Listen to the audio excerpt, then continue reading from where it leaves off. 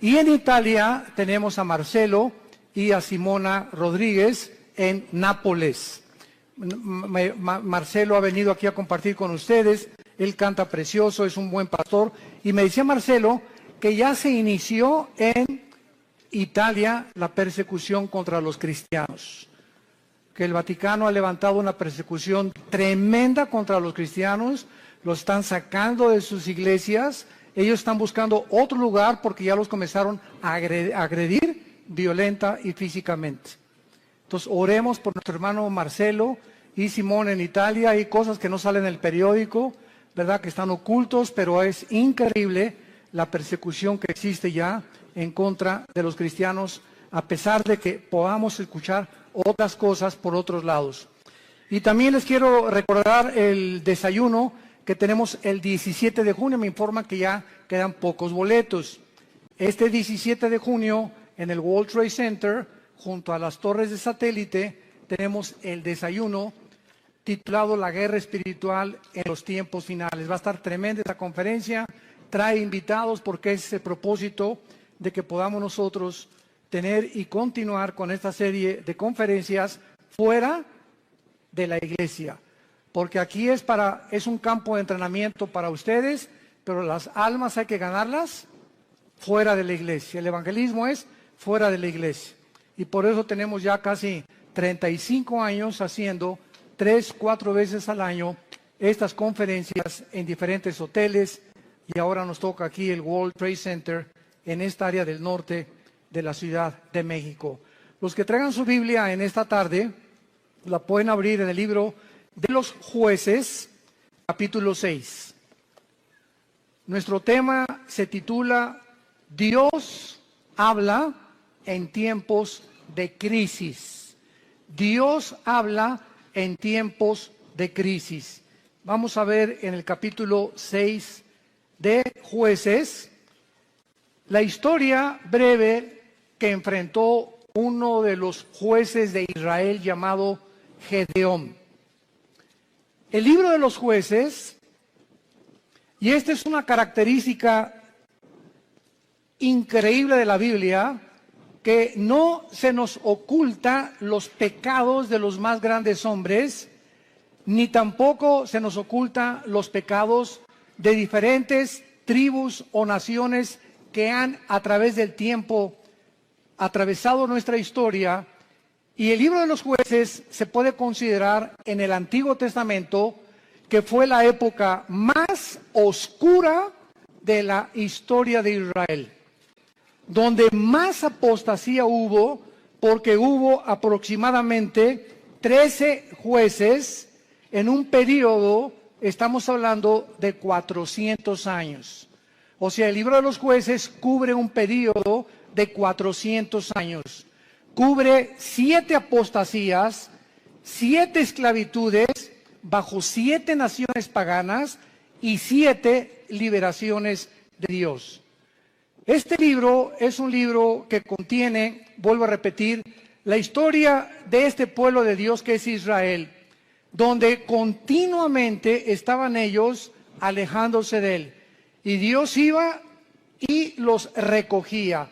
Pero siempre Dios tiene hombres o mujeres que Él escoge para que tú vayas a tu casa a traer a tu familia a la cruz, para que puedas traer a tu nación a la cruz, para que en tu escuela comiences a alborotar la escuela y a conseguir que en tu escuela se hagan conferencias, para que podamos alcanzar al mayor número de personas, para que en tu negocio, en tu consultorio médico, en tu bufete de abogados, en tus despachos de contaduría, en tu taller de carpintería, Dios nos llama a nosotros para que seamos luz. Y mientras nosotros no estamos haciendo nada, los malos van a prosperar. Decía un gran hombre que la maldad existe porque los buenos no hacen nada. Entonces, si nos limitamos a ser cristianos de domingo y solamente venimos el domingo a persinarnos y a tener un devocional, oír la palabra, y no entendemos la responsabilidad tan enorme que Dios nos ha encomendado, estamos muy, muy lejos de poder verdaderamente presentarnos delante de Dios sin tener nada de qué avergonzarnos. El libro de los Jueces describe, repito, una de las peores épocas que atravesó Israel.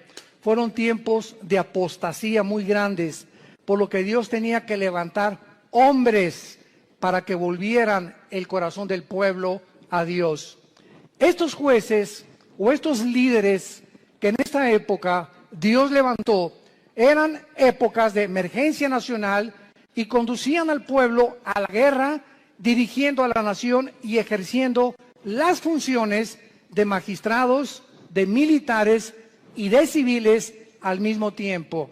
Porque en esta época, ¿verdad?, el sacerdocio estaba por los suelos y no había realmente un gobierno civil que se pudiera respetar. Esta es, en Jueces capítulo 6, la cuarta vez en el libro, la cuarta vez que Dios levanta una nueva generación que le fallaba a Dios. Y esta generación había sido cautivada por el mundo. Era una generación donde vivían, y vamos a comparar esta época, que por eso escogí este capítulo, con la crisis emocional, social, política, diplomática y emocional que estamos viviendo tú y yo en este siglo XXI al cual hemos entrado. Esta generación, ¿verdad?, dejaron de vivir separados para Dios y a desear el estilo de sus vidas mezclándose en las fiestas, en las diversiones, en todos los ritos paganos, con un cristianismo completamente diluido. El mensaje que se propagaba ya no era el mensaje del evangelio como ahora en nuestra época. Mi esposo y yo, que hemos estado viajando estos últimos meses, cada vez nos encontramos con todos los cristianos o iglesias a donde vamos, aquí, fuera de México, en Estados Unidos, buscando una iglesia que les dé alimento espiritual, que les dé una sana doctrina, que puedan realmente sentirse edificados con la palabra de Dios, y están buscando por todos lados por la forma tan diluida en la que el evangelio se ha propagado. Y al mismo tiempo vivimos una época de cinismo espiritual. Hace algunos días yo estaba en una conversación con una persona que conozco hace muchos años en Cristo. Bueno, este es solamente como un ejemplo de introducción al libro de los Jueces. Y esta persona yo la conozco ya hace muchos años. Es más, él vino y se convirtió bajo nuestro ministerio.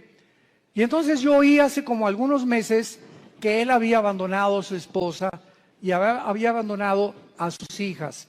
Y se había ido, pues, desde luego con un amante, ¿verdad?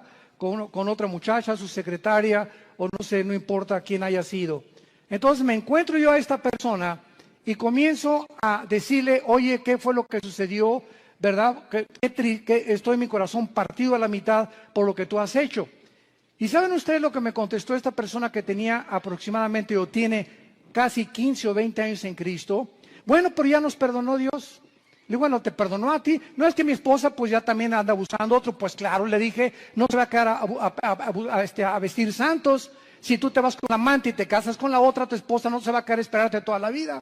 Entonces no vengas con ese cinismo y decirle, pues ella arregló su vida, ya nos perdonamos los dos y ya me perdonó Dios. Inmediatamente lo que yo detecté fue lo siguiente, que hay cantidad de personas que se llaman cristianas y que piensan de la misma forma, total que Dios me va a perdonar y me puedo divorciar y ya que me case con otro y forme otro hogar, entonces ya Dios me puede perdonar y comienzo nuevo. Porque él me dijo, bueno, ¿y ahora qué sigue? Le dije, lo que seguía era lo siguiente, si tú abandonas a tu esposa por adulterio y por otra mujer, tú te arrepientes de tus pecados y esperas que tu esposa te perdone y te esperas antes de casarte a que se case ella primera para que tú quedas libre. Esa es la forma en la que la Biblia nos traza el divorcio, el adulterio. Para Dios es algo gravísimo el divorcio, gravísimo. Porque es la santidad más grande que existe y la institución más santa que existe, el matrimonio. Y ahora por cualquier cosa, todo el mundo busca, hasta porque no me cocina bien, me busco otra cocinera. Es increíble ligereza en la que la sociedad se encuentra actualmente. Y de acuerdo a la Biblia, la única causal de divorcio es el adulterio. Nada más. Que me pega, pues te esperas y oras por él y se separan temporalmente, pero es el adulterio la única razón, y el abandono de hogar, que el gavilán te pega y se va con otra, que abre la jaula y que vuele lo más lejos que pueda. Pero bajo ninguna otra circunstancia la Biblia aprueba el divorcio. Todo esto lo vamos a tratar en el seminario de matrimonios allá en la Riviera Maya. Estoy preparando una serie de mensajes tremendos. Los esperamos que nos acompañen ahora en octubre. Y este es solamente un caso de cómo vivían los jueces. Era un tiempo de cinismo espiritual. Era un tiempo en que todo lo tomaban a la ligera. Al cambio que Dios me perdona. Esto se llama tomar la gracia con libertinaje. Aprovecharse de la gracia de Dios y vivir una vida de libertinaje. Pues al cambio que Dios me perdona. Vamos a ver estas crisis en la época de Gedeón. Capítulo 6, del 1 al 5, veamos el escenario en el que se encontraba Gedeón. Los hijos de Israel hicieron lo malo ante los ojos de Jehová, y Jehová los entregó en mano de Madián por 7 años. Recordemos que Madián era uno de los hijos de Cetura, la segunda esposa de Abraham. Cuando se murió Sara, se casó con Cetura y de ahí nacieron los madianitas. Lo podemos ver en Génesis capítulo 25. Entonces los madianitas eran primos hermanos de los israelitas o medios hermanos de los judíos. Y la mano de Madián prevaleció contra Israel. Y los hijos de Israel, por causa de los madianitas, se hicieron cuevas en los montes, cavernas y lugares fortificados. Pero pues sucedía que cuando Israel había sembrado, subían los madianitas y amalecitas, y los hijos del oriente contra ellos subían y los atacaban. Y acampando contra ellos, destruían los frutos de la tierra hasta llegar a Gaz. Y no dejaban que comer en Israel ni ovejas, ni bueyes, ni asnos. Porque subían ellos y sus ganados, y venían con sus tiendas en grande multitud, como langostas. Ellos y sus camellos eran innumerables, así venían a la tierra para devastarla. No cabe duda que podemos nosotros, con esta introducción, poder comparar la época en la que nosotros estamos viviendo y el paralelo tan grande que existía en los tiempos de Gedeón y nuestro tiempo actual. Vemos en estos primeros 5 versículos la primera clase de crisis. Estaban atravesando una crisis social y de mucha violencia. Israel se había abandonado de los caminos de Dios. Dios los entrega en manos a enemigos, porque esta es la forma como Dios trata con todos nosotros. Dice la Biblia que mientras estamos en la luz, 1 Juan capítulo 1, la sangre de Cristo nos limpia de todo pecado. Bajo la luz, el diablo, los demonios no pueden meterse con mi vida, ni con mis hijos menores de edad, porque estoy bajo la protección de Dios. En el momento en que nos movemos y regresamos a la dimensión de las tinieblas, que es donde Satanás tiene acceso, Satanás no tiene acceso a la luz. Dios es luz y no hay tinieblas en él. Entonces las tinieblas están relacionadas con el pecado. El momento en que tú pecas, o ya traes una mujer en tu mente que no es tu esposa, o ya metiste pornografía a tu casa, o ya comenzaste a hacer cosas que son desagradables a los ojos de Dios, sin que tú te des cuenta, si tú mantienes este tipo de vida, comienza el cerebro y las emociones a ser afectadas, y entonces viene lo que se llama el engaño, donde comienzas a engañarte, porque el pecado tiene el poder de engañarnos, y comienzas a convencerte que no estás tan mal. No, esa es una prostituta, esa sí está mal. No, yo no soy con mi compadre si es borracho, parrandero y jugador. Yo por lo menos estoy casado con mi esposa y tengo mis aventuritas, ¿verdad? De vez en cuando, una canita al aire, pero de vez en cuando. Y Dios es un Dios que dice la Biblia, sus párpados nos examinan y nuestros caminos están delante de Él las 24 horas del día. Y cuando viene el engaño, cuando vienes tú a la iglesia a oír la palabra de Dios como los domingos o los estudios entre semana que muchos de ustedes toman o en el ITI, el propósito de Dios al exponernos a su palabra es abrirnos el entendimiento para convencernos de pecado. Siempre que hay un mensaje de la Biblia, hay algo que el Espíritu Santo usa que se llama la convicción de pecado, porque solo Él, ni el pastor, ni tu compadre, ni nadie te va a convencer que estás mal más que la palabra de Dios.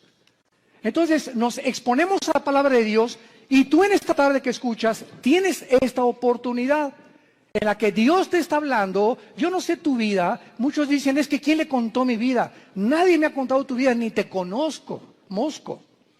Entonces ese es un problema tuyo y con Dios, pero Dios usa la Biblia y si tú cuando oyes la palabra de Dios no te arrepientes y sales por esa puerta igual que como entraste, viene lo que se llama la dureza del corazón, que se usa con la palabra porosis en el griego, que es cuando un carpintero o una persona que usa instrumentos de martillos y de cinceles está golpeando y golpeando hasta que te salen callos en las manos. Esto es un fenómeno muy interesante. Y cuando te salen callos, lo interesante que el callo no tiene células. Le metes al callo una aguja y no lo sientes. Trátalo y vas a ver cuando te salga un callo, porque es tejido muerto. Y esta palabra se usa en el hebreo y en el griego para describir la dureza del corazón que muchos cristianos comienzan a tener, donde llega el momento que la palabra, como una espada que quiere cortar, ya no corta, porque ya perdiste la sensibilidad al Espíritu Santo. Y entonces, cuando llegas a ese punto donde ya no eres sensible a la palabra de Dios y que no te das cuenta cuán duro está tu corazón, si eres una persona regenerada por el Espíritu Santo y realmente naciste de nuevo, eres un hijo y eres una hija de Dios, Hebreos 12, Dios te va a disciplinar. Y déjame decirte algo, cuando a Dios le queda esa opción de disciplinarnos, su mano es muy, pero muy pesada.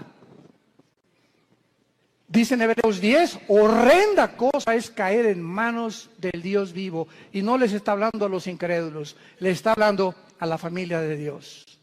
Su mano es muy pesada porque Cristo dijo, es preferible que pierdas tu mano, tu pierna, tu brazo o tus ojos o lo que sea físicamente a que entres al infierno entero. ¿Cuántas veces las cosas que nos pasan, accidentes, problemas morales en la familia, etcétera, etcétera, tienen el único propósito de hacer que regresemos a la cruz? Porque Dios sabe, nos ama tanto, tanto, tanto Jesús, que Él prefiere que podamos sufrir físicamente o moralmente con la única razón de regresar a la cruz. Esta crisis social en que estaban viviendo los madianitas provocó, dice la Biblia, que comenzaron a vivir escondidos en cuevas, escondiendo todo lo que tenían, en lugares fortificados, vivían en temor. En segundo lugar, en el versículo 6 dice la Biblia, de este modo empobrecía Israel en gran manera por causa de Madián, y los hijos de Israel clamaron a Jehová. Vemos nosotros que aparte de una crisis social, se encontraban en una crisis emocional y económica.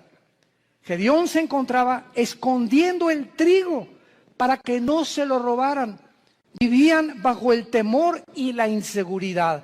Dice el versículo 11, vino el ángel de Jehová, se sentó debajo de la encina que está en Ofra, la cual era de Joás, abiserita, y su hijo Gedeón estaba sacudiendo el trigo en el lagar para esconderlo de los madianitas.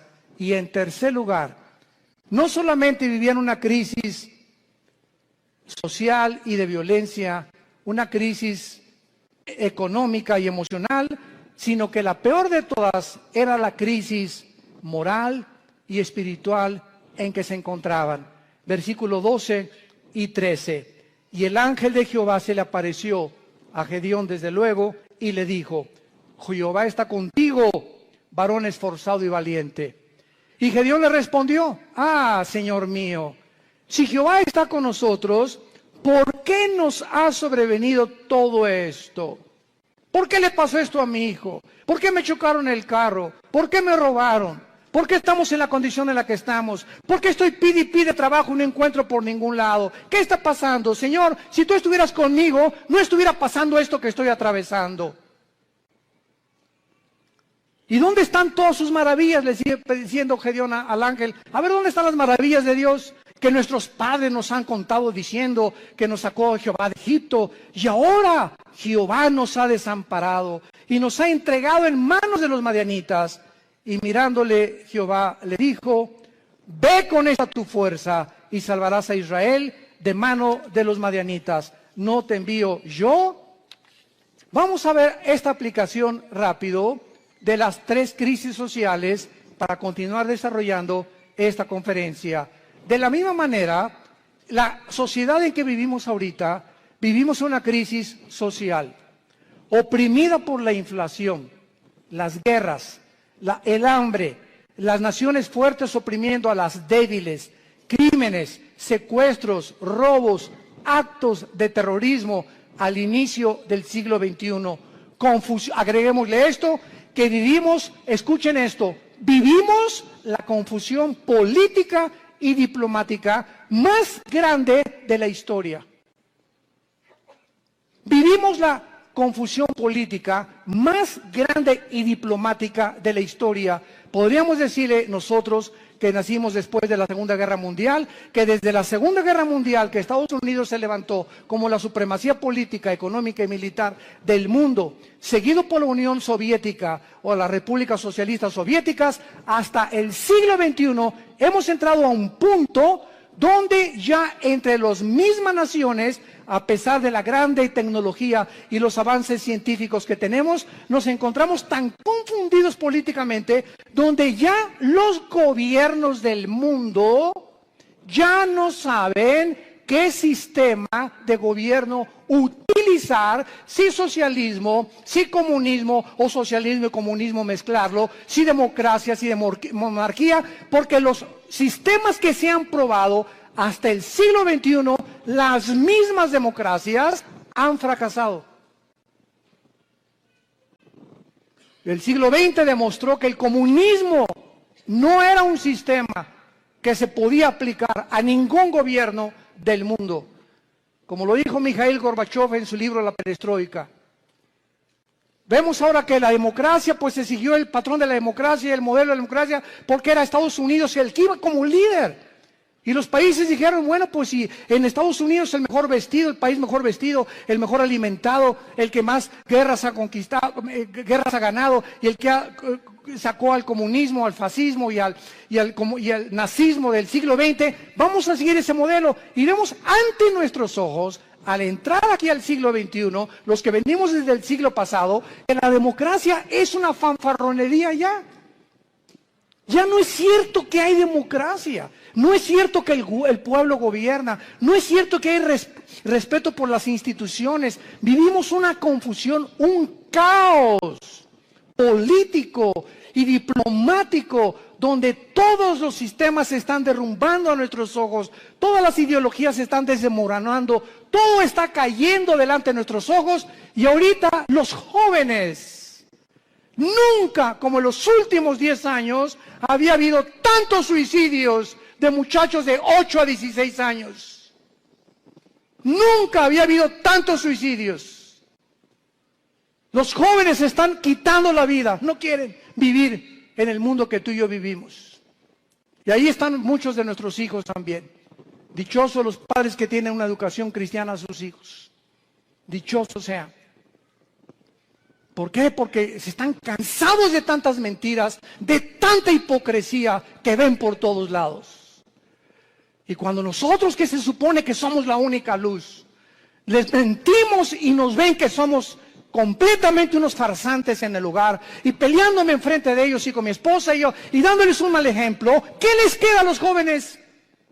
Si no es Jesús, ¿quién más entonces dicen ellos? Si Jesús no funcionó en mis papás, ¿cómo va a funcionar conmigo? Y en el día del juicio y el día del tribunal de Cristo daremos cuentas de todas estas ingratitudes y deslealtad que tuvimos hacia Dios. Vivimos un mundo de confusión y de crisis social. En segundo lugar, vivimos también, como en los tiempos de Gedeón, una crisis emocional y económica. La mayor parte del mundo ahorita está tratando por todos los medios de esconder su dinero. ¿En qué puedo invertir mi dinero? No se imagina la cantidad de correos que nos llegan.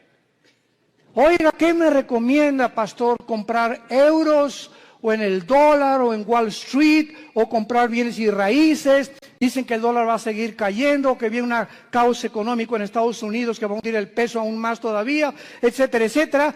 Y todas las cosas que comienzan a bambolearse, como dice en Hebreos 12, voy a sacudir los cimientos del mundo, la economía, la política, los temas, todo va a comenzar a bambolearse. Así vivimos un mundo donde comenzamos a ver que todo es inestable, todo, no hay nada firme, todo está cayéndose a nuestros ojos, la moral por los suelos, como lo vamos a ver también, la política, la economía, la ideología, todo. ¿Qué entonces hacemos los cristianos? Vivimos una época de crisis, ¿quién lo puede negar? ¿Qué vamos a hacer entonces con el dinero? ¿Vamos a estar igual que el mundo, preocupándonos en qué invertir, escondiendo el dinero debajo del colchón de la cama? Es la crisis en la que estamos viviendo, emocional y económica. Y tantos impuestos, vive la gente angustiada, temerosos, llenos de estrés.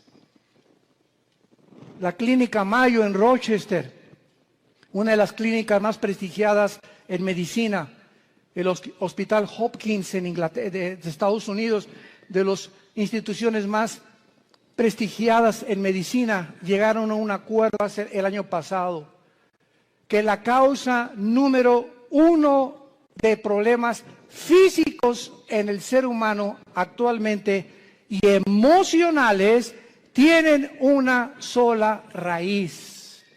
Ya no son ataques al corazón, entonces consecuencias, el problema y el peligro más grande que está asumiendo al mundo ahorita, robándole la salud, se llama el estrés.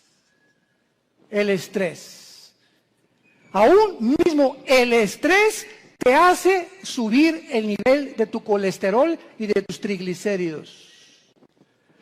Así que si tú eres una persona que fuiste al médico y tienes más de 200 de colesterol arriba, o tu glucosa pasa de los 100 puntos, etcétera, etcétera, y tú dices, bueno, voy a entrar a una dieta, y crees que con la dieta se va a mejorar, claro que te va a ayudar, pero si no va acompañado con la paz en tu vida, y tú puedes estar comiendo todos los días lechuga y convertirte en el bunny bugs, en el conejo, no importa lo que puedas hacer, si tu vida no tiene paz y no tiene equilibrio y no tiene una estabilidad emocional, no importa lo que hagas, porque emocionalmente lo que descompone el organismo es el cerebro y la falta de paz. El estrés es un estado de angustia, de incertidumbre, que estás así, de enojo, de ira, de desconfianza en el mundo, andas como león enjaulado y se te atraviesa en el tráfico y quieres sacar la pistola y le recuerdas a la mamá y hasta a la abuelita le recuerdas cuando se atraviesan en el tráfico. Y llegas a la casa y estás igual. Entonces, tú no vas a llegar a los 40, 50, 60 años de edad como una persona normal y vas a comenzar a padecer de enfermedades que tienes una buena dieta, pero te está descomponiendo tu estado emocional. ¿Por qué? Porque no tienes paz. Y hace 2000 años, Jesucristo nos dio la medicina para el estrés. Mateo capítulo 6, versículo 25 en adelante. Por nada estén afanosos. La vida es más que el alimento y el cuerpo más que el vestido. Miren ustedes a las aves de los cielos. Aunque tú en tu cerebro no lo puedas captar, ni lo puedas dimensionar, los pajaritos, cada pajarito de cada campo, de cada bosque en el mundo, cada pajarito depende de mi Padre. Y Dios les puso a los pajaritos un chip para que nunca veas a un pajarito sembrar, para que nunca veas a un pajarito cosechar, y para que jamás vayas a encontrar que ningún pajarito nunca guardan su comida, no la almacenan en Banamex ni en Bancomer. Y sin embargo, vale $1 cada pajarito, $2, y si mi Padre los alimenta, ¿cuánto más ustedes, que di mi vida en una cruz, que resucité de los muertos, que cambié la historia, que me aparecía más de 500 personas en los primeros meses y años de mi vida, y que vivo en el corazón de muchos de ustedes? ¿Cómo es posible que hayas llegado a ese punto donde dudes que te voy a dejar? Ahora que estábamos mi esposa y yo en Acapulco, no estábamos ni en la playa. Siempre que, igual cuando vamos a la Riviera Maya, ¿verdad? Lo que menos, ni a la alberca nos da tiempo de meternos, porque vamos a ministrar a la gente. Y estábamos en Acapulco y tuvimos el desayuno, 600 personas. Fue una vez, como no se imagina qué bendición fue. Nuestra iglesia en Acapulco está creciendo tremendamente. Bueno, en la consejería llegó una muchacha este fin de semana pasado y nos dice a mi esposa y a mí, de 18 años, ay, pastores, ¿qué te pasa, nena? Pues no tengo trabajo. Nena, ¿tienes papá? Sí. ¿Y mamá? También. ¿Cama para dormir? Sí. ¿Y comida? Sí. Entonces, ¿y eres cristiana? Sí. Entonces, ¿por qué estás en esta condición? Dale gracias a Dios y dile, Padre, gracias por mi papá, tengo cama, tengo alimento, tengo que vestirme, me están pagando la escuela, y te preocupas porque no tienes trabajo, y llegas a un estado de estrés en el que casi te estás desmoronando enfrente de nosotros. Le dije, eres una incrédula. Tú no puedes agradar a Dios de esta manera. El día que tú le des gracias a Dios por lo que tienes y no te fijes en lo que no tienes, Dios te va a dar el trabajo. Fíjense ustedes cómo somos, ¿verdad? ¿Cómo somos nosotros? ¿Cuántos refugiados salen ahorita de Siria? 6 millones. Velos en los periódicos, velos en los videos, con una maleta, con 3 cambios de ropa o 2 a lo mucho, con 3 o 4 chamaquitos detrás de ellos, sin saber qué país les va a abrir la puerta, sin saber si mañana van a dormir en la tierra, en un camión, si los van a matar. Y nos estamos quejando nosotros. Nos estamos quejando nosotros. ¿Será posible que seamos tan malagradecidos? Y siempre viendo lo malo, siempre no tengo esto y no tengo aquello, pero tienes vida y vives en un país libre, tienes padres, tienes una casa, tienes un petate donde echarte, tienes guaraches.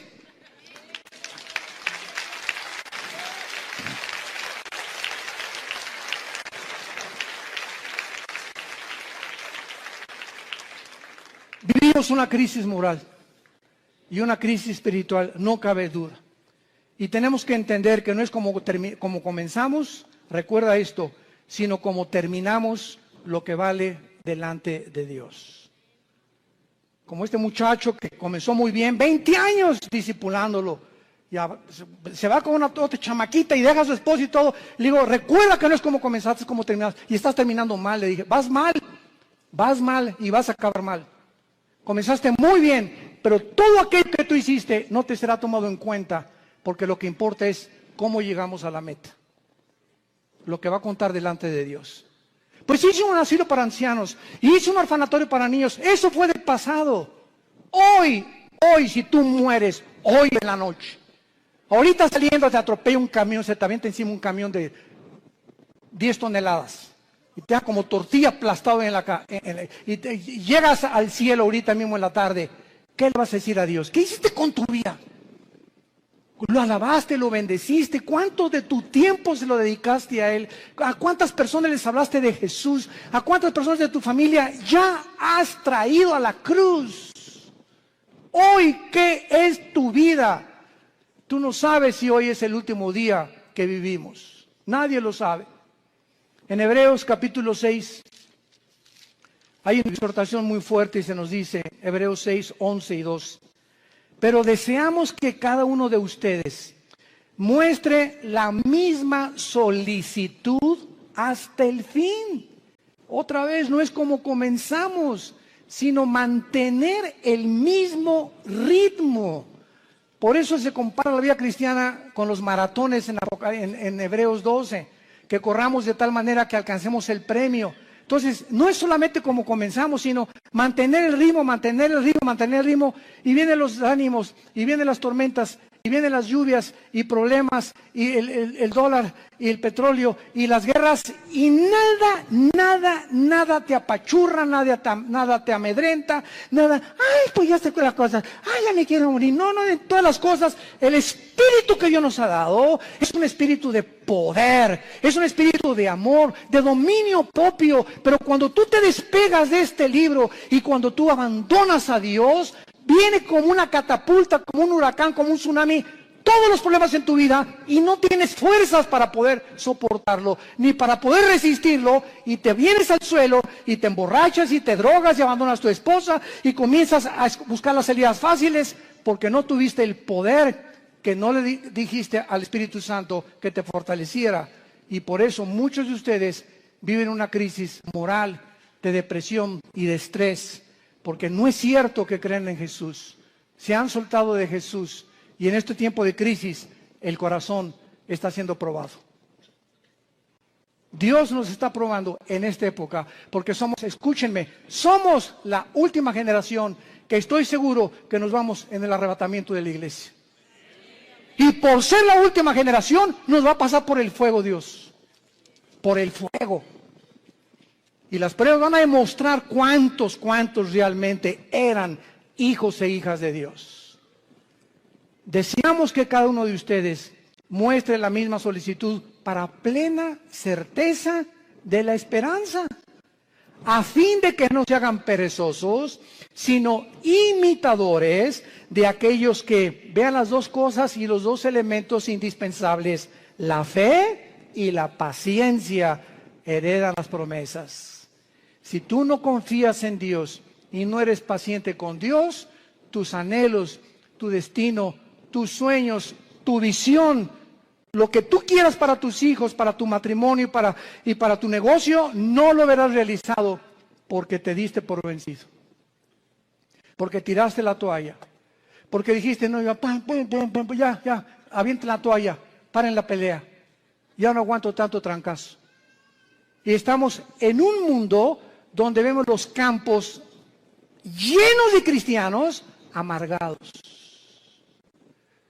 Llenos así, si pudiéramos hacer una visión espiritual, así, llenos los campos de cristianos quejumbrosos, amargados, estresados, llenos de rencor, nunca aprendieron a perdonar, nunca se sobrepusieron, nunca pudieron descubrir el poder de la resurrección de Jesucristo en sus vidas, y así te van a enterrar y va a poner un letrero ahí en tu tumba que diga, este fulano nació en las tinieblas, vivió en las tinieblas y regresó a las tinieblas.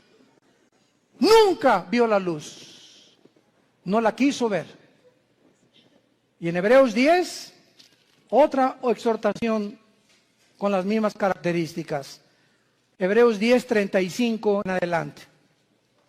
No perdáis pues vuestra confianza, que tiene grande galardón, porque les es necesaria la paciencia, para que habiendo hecho la voluntad de Dios, obtengáis la promesa. Pero aún un poquito, y el que ha de venir vendrá y no tardará, mas el justo vivirá por fe. Y si retrocediere, no agradará a mi alma. Pero nosotros no somos de los que retroceden para perdición, sino de los que tienen fe para preservación del alma. El que tiene al Espíritu de Cristo, porque recibirán poder cuando el Espíritu venga sobre vosotros.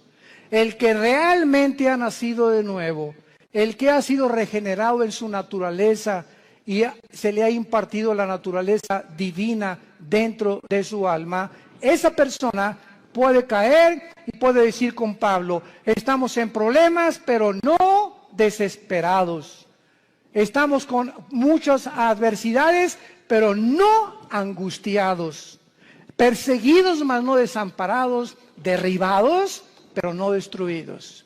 Llevando por todas partes la muerte de Jesús en nuestros cuerpos, para que la vida de Jesús se manifieste a través de nuestros cuerpos mortales. Esta es la expresión de un hombre de Dios. Un cristiano verdadero tiene problemas, pero nunca llegará a la angustia. No tengo trabajo. ¿Qué voy a hacer? Nunca llegarás a ese punto de sentirte arrinconado donde no ves ninguna ventana, el mundo se te cerró, todo es tinieblas, porque no puedes ver a través de esas tinieblas, simplemente porque no quieres verla, porque no es cierto que crees en el poder de la resurrección del Hijo de Dios. Decía Filipenses 2 Pablo, todo lo que antes lo tenía por ganancia lo tengo por basura, con tal de conocerle y ser semejante a él en su muerte, y con el fin de poder conocer el poder de su resurrección.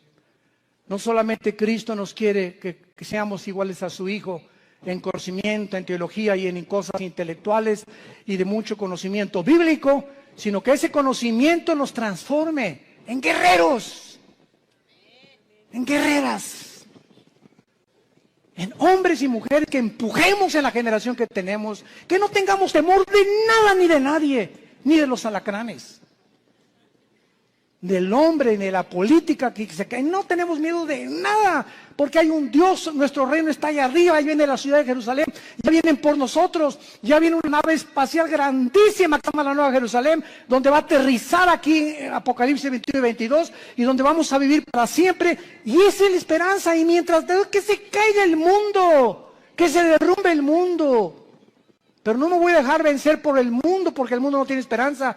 Tú y yo tenemos esperanza, y esa esperanza es la que tenemos que transfundir a nuestros hijos.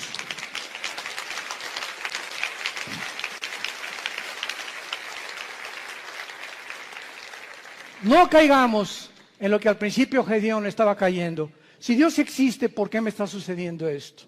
¿Por qué Dios no me sale de mis problemas? ¿Por qué me permitió Dios que me casara con esta persona? ¿Por qué Dios me ha abandonado? Cuando entramos en ese punto de depresión, es tan difícil que podamos nosotros salir de él. En el versículo 14 de Jueces 6 de nuestro pasaje, vemos que Dios habla en tiempos de crisis. Y mirándolo Jehová, le dijo, ve con esta tu fuerza y salvarás a Israel de mano de los madianitas. ¿No te envío yo? Ante todos estos cuestionamientos de inseguridad, ese es el problema. Que estamos viendo alrededor lo que el mundo, las noticias y cómo el mundo se está desmoronando ante nuestros ojos, pero no vemos el poder que tenemos dentro del Espíritu Santo. ¿Por qué creen que Dios nos dio el Espíritu Santo? Dice, les daré poder, porque no lo tenemos. Y es un espíritu de poder, es un espíritu que nos va a hacer sobreponernos a todo lo que atravesemos. Aunque pasemos por el fuego no nos quemará, por el agua no nos ahogaremos, y aunque un ejército nos rodea a nuestro alrededor, Jehová es mi luz, mi salvación y mi esperanza, no temeré de nada ni de nadie, Él es mi pastor, nada me faltará, aunque ande en valle de muerte, no tendré miedo de nada ni de nadie. Y todo este espíritu y toda esta capacidad que tenemos dentro es precisamente para vencer al mundo.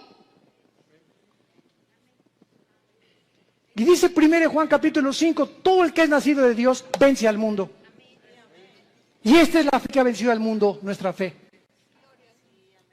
Entonces tenemos que entender, si no somos vencedores y somos un grupo de cristianos tirados, quejumbrosos, tirándose, ni hacen almas, y te dejas llevar con todas las malas noticias del mundo, y por acá y por allá, simplemente es porque te has desconectado de la fuente de energía. Porque separados de Él, nada podremos hacer. De la misma manera, Dios te habla y te dice lo mismo. Te he llamado para enviarte a tu familia. ¿Por qué crees que te salvé, dice Dios en esta tarde? ¿Por qué crees que tú fuiste primero en tu familia en conocerme? Vas a llegar con tu familia, y si son religiosos, o son mormones, o son masones, o son musulmanes, no importa, todos venimos de familiares con diferentes ideologías. Y Dios toma a una persona en la familia para iluminarla, para darnos el conocimiento. Así comenzamos en nuestra propia familia. En la familia nosotros comenzamos con mi hermano Alejandro, que es el director del Instituto Teológico Internacional. 2 años después me convertí yo, después mi hermana, mi mamá, mi abuela, que fue presidenta de la Acción Católica 35 años, la viejita se convierte a los 82 años. Que fue la que murió a los 93 años, Dios la tenga en su presencia. Pero toda la familia de repente, ¿verdad? Con el testimonio y con todos ahorita, todos los nuestros, ¿verdad? Desde luego, ya primos tenemos que no, pero lo que somos hermanos y todos de nosotros, todos somos cristianos y todos servimos a Dios. Fue una bendición enorme, una gracia que Dios nos dio. ¿Pero por qué, verdad? Porque esa es la misión de Dios, salvar familias. Tú y tu casa, yo y mi casa serviremos a Jehová, dijo Josué antes de morir. Y si ustedes creen que no vale la pena servir a Dios, sirvan a los ídolos. Pero yo y mi casa serviremos a Jehová. Y finalmente,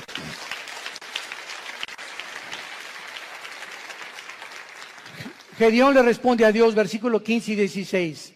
Entonces le respondió, Señor mío, ¿con qué salvaré yo a Israel?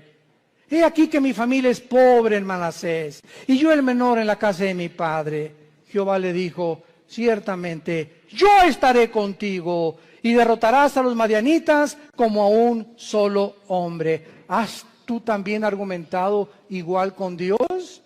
Señor, pero ¿cómo salvaré a mi familia? ¿Cómo les puedo testificar si soy débil? ¿Cómo me pones a mí de maestra escuela dominical si con trabajo sé enseñar? ¿Cómo me quieres mandar a mí de misionero si tengo miedo de los afganistanes ahí en Venezuela? ¿Cómo me mandas a mí de estas cosas? Y siempre estamos viéndonos nuestras capacidades. Siempre estamos viendo lo que nosotros podemos o no podemos hacer. ¿Cómo no me van a mí escuchar si en mi clase les hablo? Pues soy tartamudo, Señor. No veas tu tartamudez, no veas tus discapacidades, no veas tus debilidades, velo a Él. Eso fue lo que Moisés le dijo también. ¿Cómo me mandas a Faraón? Y le dijo Dios, ¿qué no hice yo el oído, no hice yo la boca? No tengas miedo, vas en mi nombre y yo te daré el poder y la capacidad que ni siquiera conocías, porque cosas que están ocultas y que no han consumido el corazón del hombre y que el hombre no ha conocido son las que Dios tiene escondidas y guardadas para los que le aman y creen en Él. Ve, sé valiente, ve con tu familia, sé valiente con tus amigos, sé valiente en tu trabajo, háblales del Señor, háblales de Cristo. Tú no te imaginas, cuando acabes de hablar, te vas a preguntar, ¿fui yo? Así es, comenzamos a desconocernos. Yo antes de subir un púlpito, ¿verdad? Estuve 3 años de misionero primero en la sierra. Ahí comencé yo de misionero, lo comentaba ahorita en la mañana al pastor César. Durmiendo en pisos de adobe entre Oaxaca y Guerrero, en la Costa Chica, en la Costa Grande, del 77. Este año, con la gracia de Dios, cumplo 40 años de servir a Dios. Este año. Gracias a Dios. Pero comenzamos. Dormíamos en ladrillos, envueltos en periódicos. Me dio malaria, me dio tifoidea 2 veces, temperaturas de 40 grados. Si no había un doctor por ahí, yo no estaría vivo ahorita. Y en esos 3 años yo entiendo ahora qué es la forma en la que Dios me quería forjar para que ya entrara yo al ministerio en el 79 con el grupo de Luis Palao, y en el 81 formamos Vía Nueva para México, ya comenzamos las iglesias en los 80s, pero ha sido unas etapas y un proceso de quebrantamientos, de humillaciones, de pobrezas. No teníamos ni para comer, comíamos lo que arrancábamos de los árboles, lo que yo pescaba ahí en Acapulco. Era una crisis tremenda, y todo ese tiempo fue un tiempo de prueba, de quebrantamiento delante de Dios. Pero sabe una cosa, cuando uno pasa eso, uno pierde el miedo, el temor a ser pobre. Porque si ya pasaste por eso, ¿verdad? Hay aquellos de los pirruration. Pero cuando uno fue pobre, y pobre, pero pobre, que duermes en un piso de adobe y no tienes ni siquiera un cojín donde poder dormirte, ya no le tienes miedo a la vida. Le pierdes el miedo a la vida. Porque sabes que sobre cualquier cosa lo peor que te pueda pasar es eso. Y más de allá, la muerte. Y para nosotros es ganancia. Y finalmente, Gedeón, una vez que él comienza a adquirir conciencia de que no es él y que es Dios el que le ha llamado, vemos nosotros que Gedeón, en el versículo 18, lo primero que hace es, le dice al ángel de Jehová, que era Cristo desde luego, ven a mi casa y te voy a poner ofrenda. Y él respondió, esperaré que vuelvas. Entrando Gedeón preparó un cabrito y panes, etcétera, etcétera. Entonces el ángel de Dios, ya que tenía toda la ofrenda, le dijo, toma la carne y los panes sin levadura, ponlo sobre esta peña y vierte el caldo. Y él lo hizo así. Y extendiendo el ángel de Jehová el báculo que tenía en su mano, tocó con la punta la carne y los panes sin levadura, y subió fuego de la peña, el cual consumió la carne y los panes sin levadura. Vemos nosotros que lo primero que hizo Gedeón fue inmediatamente, después de recibir las noticias, buscar una ofrenda a Dios. Lo primero que un hombre y una mujer cambian cuando comienzan a conocer a ese Dios todopoderoso es que no existe, ni he conocido yo, a ningún cristiano grande y poderoso y maduro en el Señor que no sea generoso. Porque es la avaricia y la envidia y la codicia de los bienes materiales lo que nos impide a muchas personas recibir las bendiciones de Dios. Gedeón buscó una ofrenda inmediatamente. ¿Qué le podemos nosotros ofrecer ahora a Dios? Romanos 12:1. Número 1, nuestro cuerpo. Síganme con mucho cuidado. Presentar vuestros cuerpos en sacrificio vivo. Romanos 12:1. Santo, agradable a Dios, que es vuestro culto racional. En el original griego dice, es la manera más racional para vivir.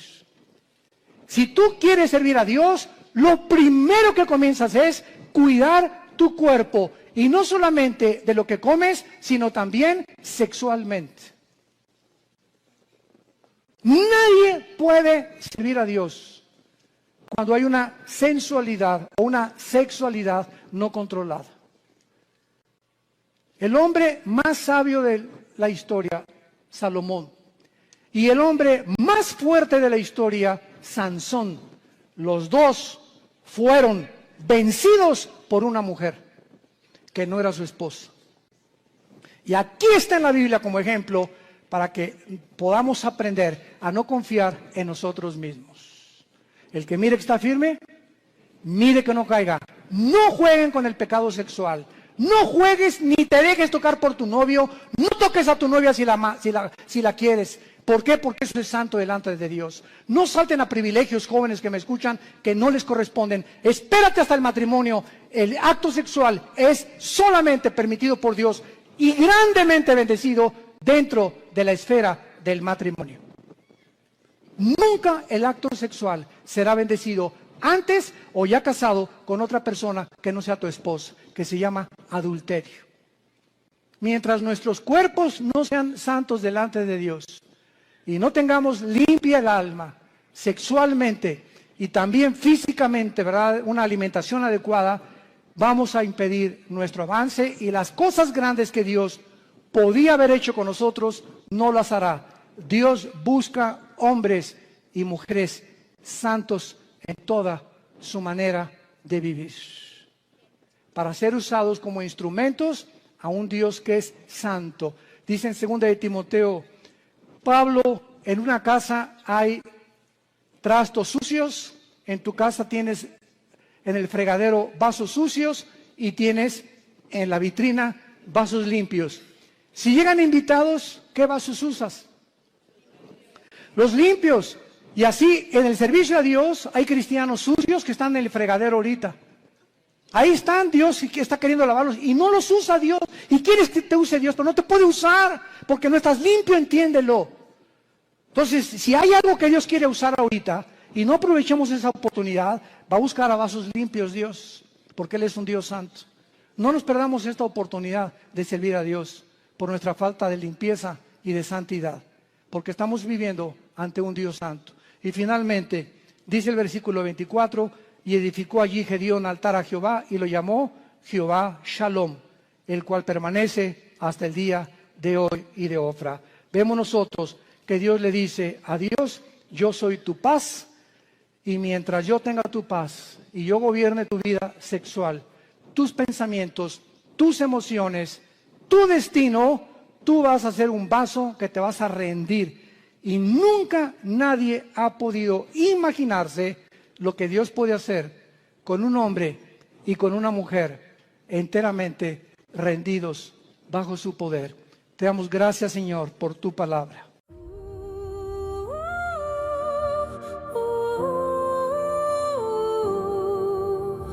Waking to the shadows bold, I hold the secrets never told. In the night where legends breathe, my heart beats louder than you believe.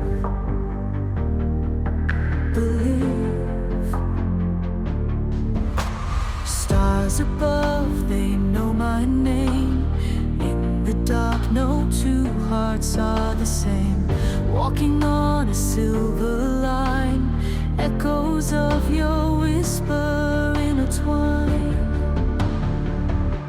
I'm the queen of the night, with the crown of shattered light. In the blackness I reign, where the moon feels my pain.